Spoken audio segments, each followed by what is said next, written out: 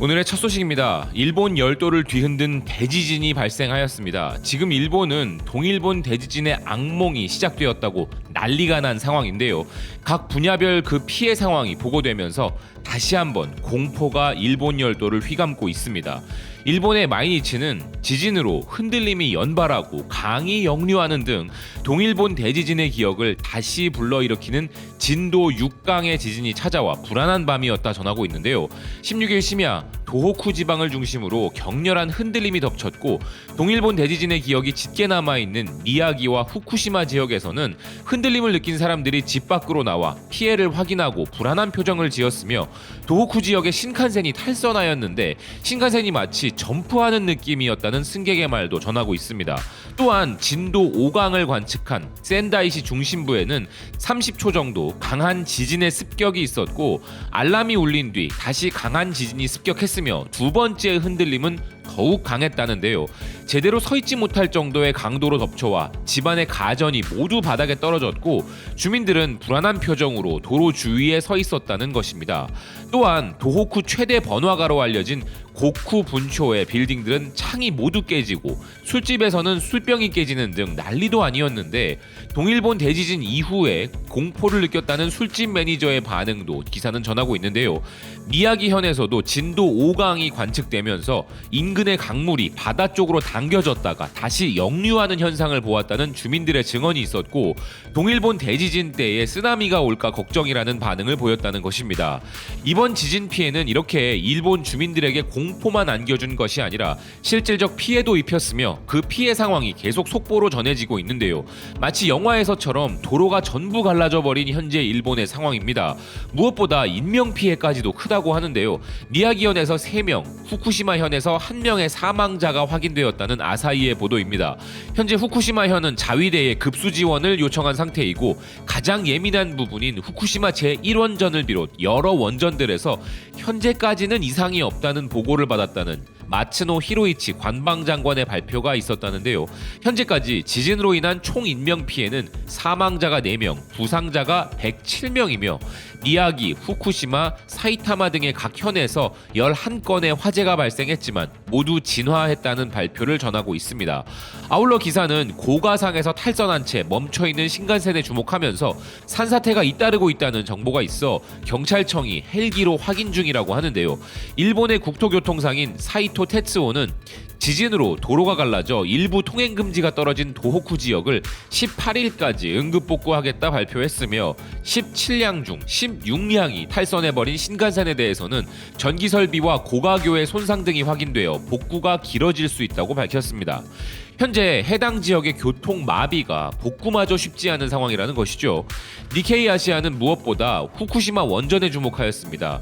우리에게도 이 부분은 아주 예민한 부분이기에 관심이 가는데요. 기사는 강력한 지진이 일본 북동부를 뒤흔들어 쓰나미를 촉발하고 후쿠시마 다이니 원전의 냉각 시스템이 복원되었다 전하고 있으며 이번 지진 중 가장 강한 강도는 규모 7.3을 기록했고 계속 부상자들이 늘어나 입원하는 사람들이 늘고 있으며 사용 후 핵연료 냉각 시스템은 2011년 재해를 입은 후쿠시마 다이치 발전소에서 남쪽으로 12km 떨어진 후쿠시마 제1원전 1호기와 3호기에서 정지됐으며 이후 시스템은 복원 중이라면서 일촉즉발의 상황이었음을 전하고 있습니다. 그리고 일본 기업들의 피해도 막심한 상태라고 하는데요. 도호쿠의 공장들이 모두 가동 중단에 들어갔다면서 도요타와 닛산 등의 기업들의 피해도 전하고 있는 마이니치입니다. 소니그룹과 일본 제지도 공장 가동을 일시정지한 상태이며 일본의 반도체 기업인 키오쿠시아 역시 불안해하고 있다는 것인데요. 또한 산케이에 의하면 일본 전역에 11개 화력발전소가 가동을 멈춰 전력 피해도 매우 크다고 합니다. 그런데 무엇보다 일본이 두려워하는 또 다른 이유는 바로 엎친 데 덮친 격으로 현재 일본에는 폭우 우려까지 나타나고 있다는 것인데요. 서일본과 동일본의 태평양 쪽의 남서제도에서 18일 새벽부터 19일 새벽까지 폭우가 쏟아질 가능성이 있으며 이로 인한 토사재해와 저지 침수 등의 경계를 해야 하고 심지어 낙뢰나 돌풍이 일어날 가능성도 있어서 지진 피해를 더욱 악화시킬 것이라는 전망입니다. 일본 열도는 현재 또 다른 자연재해와 여진의 공포가 지배하고 있는 것 같은데요. 자연재해 강국 대한민국이라는 자칭과는 다르게 실제 재난 피해의 빠른 복구와 주민 피해 처리가 전혀 이루어지지 못하는 일본의 시스템적인 문제가 또 한 번 부상될 수도 있겠다는 생각입니다. 다음 소식은 러시아 제재로 인해 경제적, 외교적, 안보적으로 막대한 영향을 받고 있는 우리에게 그나마 가뭄 속 단비 같은 소식이 있어 전해드리고자 하는데요. 아마 우리가 우크라이나 사태의 영향을 가장 빠르게, 가장 크게, 가장 직접적으로 체감하고 있는 부분은 바로 원유가 상승으로 인한 주유비 등의 상승과 앞으로 이어질 물가 상승 여파라 할 수 있겠죠. 허나 그나마 그 피해를 최소화할 수 있을지도 모르는 국제 정세의 급격한 변화의 바람이 불고 있는데요. 그리고 이 소식은 친한 성향의 러시아, 이 거대한 시장을 졸지에 잃게 된 우리 한국 기업들에게도 그나마 다행인 소식이 될 수도 있을 것 같습니다. 그것은 바로 러시아 이전에 가장 큰 제재를 받았던 이란과의 핵 합의 청신호인데요. 미국 블룸버그는 이란과 서방이 핵 합의에 도달하면 이란 석유의 물결이 아시아로 들어올 수 있으며 특히 한국에 유입될 수 있고 우크라이나 사태가 바로 이런 이란 핵 합의에 도달하는 데 큰 부분이 되고 있다 전했는데 기사에서 주목할 부분은 바로 이렇습니다. 이란은 핵 합의가 되면 세계 원유 시장으로 유통시킬 수 있는 수백만 배럴의 석유를 이미 연안에 저장하고 있으며 한국의 정유업체들이 가장 먼저 이 저장 물량을 인수하게 된다는 것인데요. 그리고 그 물량도 어마어마하다는 것입니다. 그리고 이런 합의에 도달하는 데 있어 가장 큰 정세 변화는 바로 우크라이나 분쟁의 발발이며 가장 기준이 되는 브렌트유가 배럴당 100달러를 돌파하여 이란과의 변화가 예상되기 시작했고 네드 프라이스 미 국무부 대변인이 직접 이란과의 거래가 임박했을 수 있다 발표하였으며 그 후 양측 간 상당한 진전이 있었다는 것인데요. 몇 가지 세부적인 문제만 해결된다면 이것이 성사될 가능성이 높다는 것입니다. 이에 대해 한 전문가는 핵 합의가 이루어지면 보험 및 재정 문제를 분류하는 데 시간이 걸릴 수 있지만 보관 중인 이란 석유는 즉시 선적될 수 있으며 그중 많은 부분이 한국으로 흘러갈 것이라면서 이것은 미래에 한국의 나프타 및 미국 경질 원유 수입에도 영향을 미칠 수 있다 밝혔다는데요. 그리고 이런 전망이 현실이 되어가고 있습니다.